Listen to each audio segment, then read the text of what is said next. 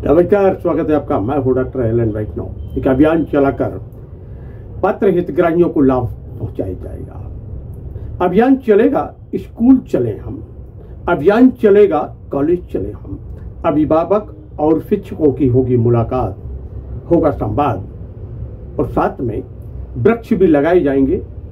भविष्य से भी होगा परिचय और साथ में जल स्रोतों का संरक्षण और संवर्धन भी होगा।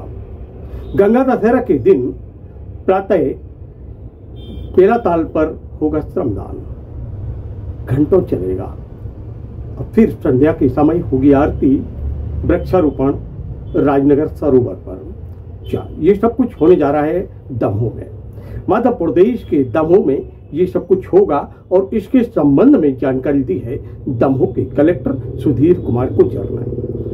विस्तृत जानकारी दी। एक पत्रकार वार्ता का आयोजन था और इसी आयोजन के दौरान कलेक्टर सुधीर कुमार गुर्जर ने जहां जानकारी दी अभियान के क्रियान्वयन के संबंध में, योजना के संबंध में, तो वहीं उन्होंने पत्रकारों के प्रश्नों के उत्तर भी दिया।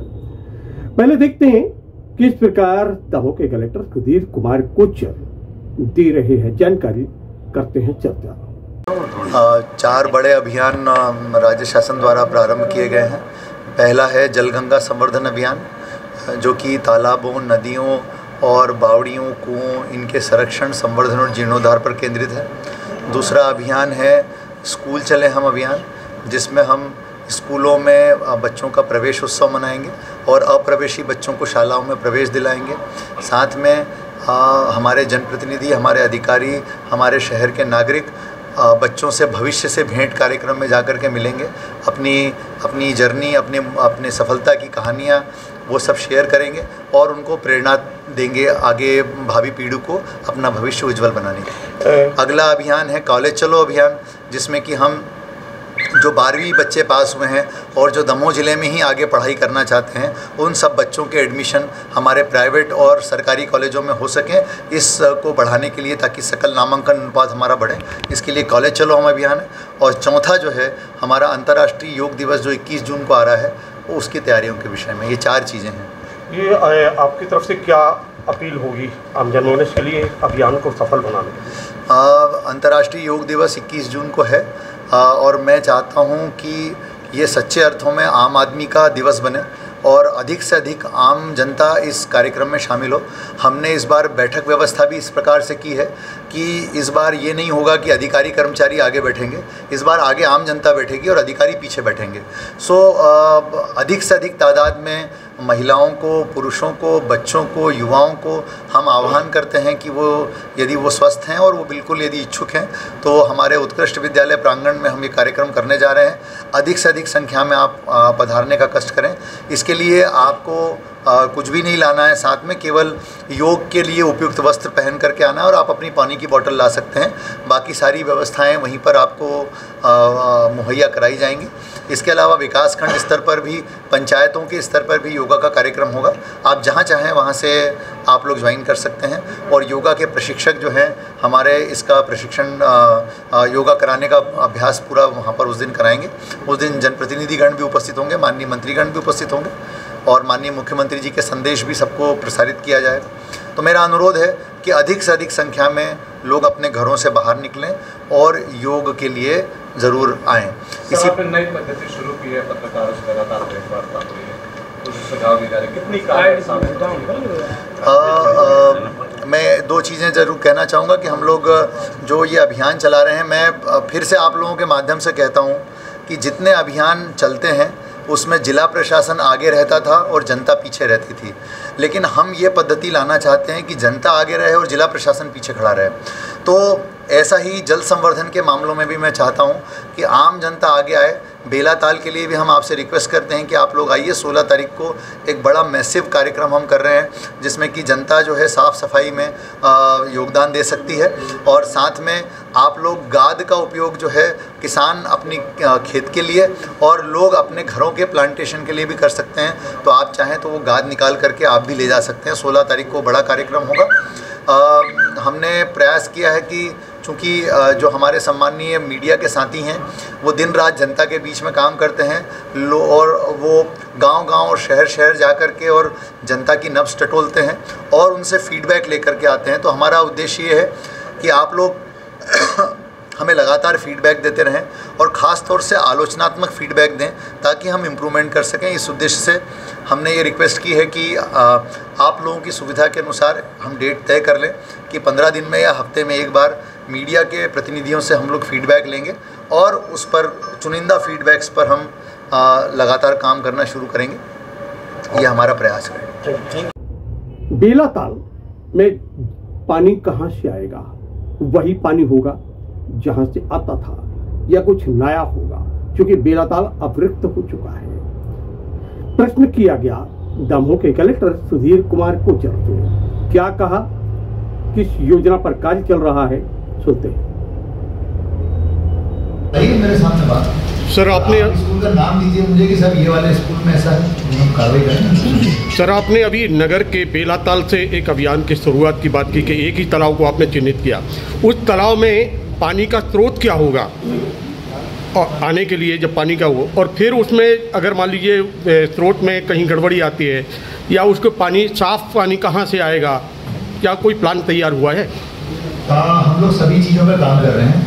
हमने ये भी देखा है कि पहले पानी कैसे वो पहाड़ी से आता था और किस तरीके से वो अब शायद उसका रूट कुछ और कर दिया गया जी। तो उस पर हम लोग काम कर रहे हैं ताकि वो तालाब हमेशा भरा रहे। और आगे हमने ये भी सोचा है कि अभी जो ये एजेंसी काम कर रही है, पर्यटन विकास निगम जो भारत सरकार का है, उसके माध्यम से एक एजेंसी काम कर रही है इसके सौंदर्यीकरण के लिए। तो मैंने एक पत्र लिखा है भारत सरकार को कि यही एजेंसी को हम इस तालाब के मेंटेनेंस की जवाबदारी भी देंगे, ताकि ये ना हो कि फिर से जो है गंदा हो तालाब, फिर 50 लोग बैठें। ये एजेंसी लगातार इसका मेंटेनेंस ढंग से करेगी ताकि ये तालाब फिर इस तरीके से कभी गंदा ना हो। तो वो भारत सरकार से मुझे अपेक्षा है कि जल्दी उसमें पॉजिटिव रिस्पांस आ जाएगा। लेकिन सर, इस बार बारिश आएगी, पानी खाली हो गया है, तो पानी अब जो आएगा तो वही आएगा। हाँ। अभी तो पानी गंदा ही आएगा ना सर? नहीं, अभी तो पानी बारिश का आएगा। हाँ, बारिश का आएगा। हाँ।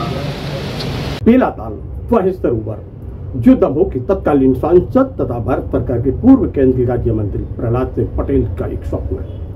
करोड़ों रुपए की राशि यहाँ पर दी गई।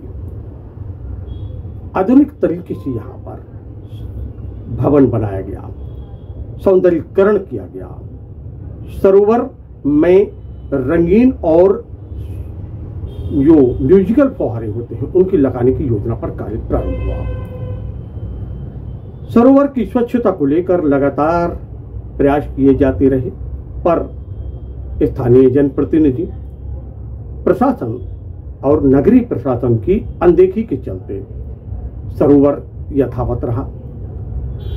लेकिन कलेक्टर सुधीर कुमार कोचर ने कुछ प्रयास प्रारंभ किए, पानी को रिक्त किया गया। आप देख सकते हैं ये सौंदर्यीकरण जिस प्रकार आप देख रहे हैं, ये करोड़ों रुपए की लागत से एक सौगात मिली थी दमोह को। और यहाँ पर विभिन्न प्रकार के ऐसे प्रयास किए जा रहे हैं जो 4 चांद लगा देंगे बेलाताल के सौंदर्य में। अब बेलाताल का पानी अब रिक्त हो चुका है।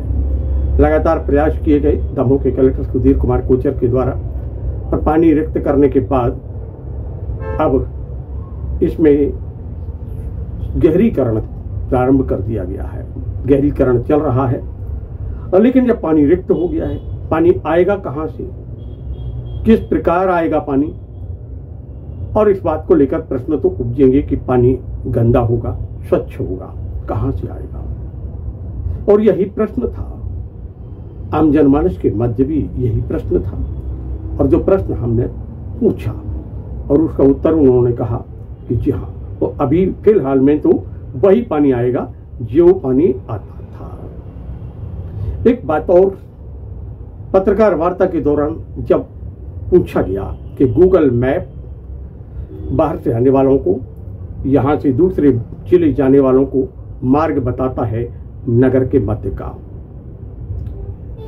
ट्रक चालक के घूस आते हैं और हो जाती है कार्यवाही। गलती उनकी होती है या गूगल मैप की गलती होती है, स्थानीय प्रशासन की गलती होती है जिन्होंने इसको सुधरवाया नहीं, या फिर कोई ट्रक चालकों की गलती होती है, लेकिन ट्रक चालक भोगते हैं।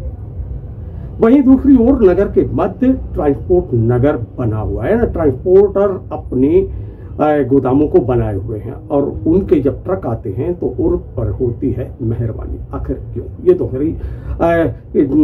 दोहरे मापदंड क्यों अपनाए जा रहे हैं, इस बात को लेकर उनसे प्रश्न किया गया। और जिस समय प्रश्न किया जा रहा था उसी समय एक ट्रक ने टक्कर मार दी स्थानीय अंबेडकर चौक पर अंबेडकर मूर्ति के समीप बने चबूतरे पर, और ट्रक भी घुस गए।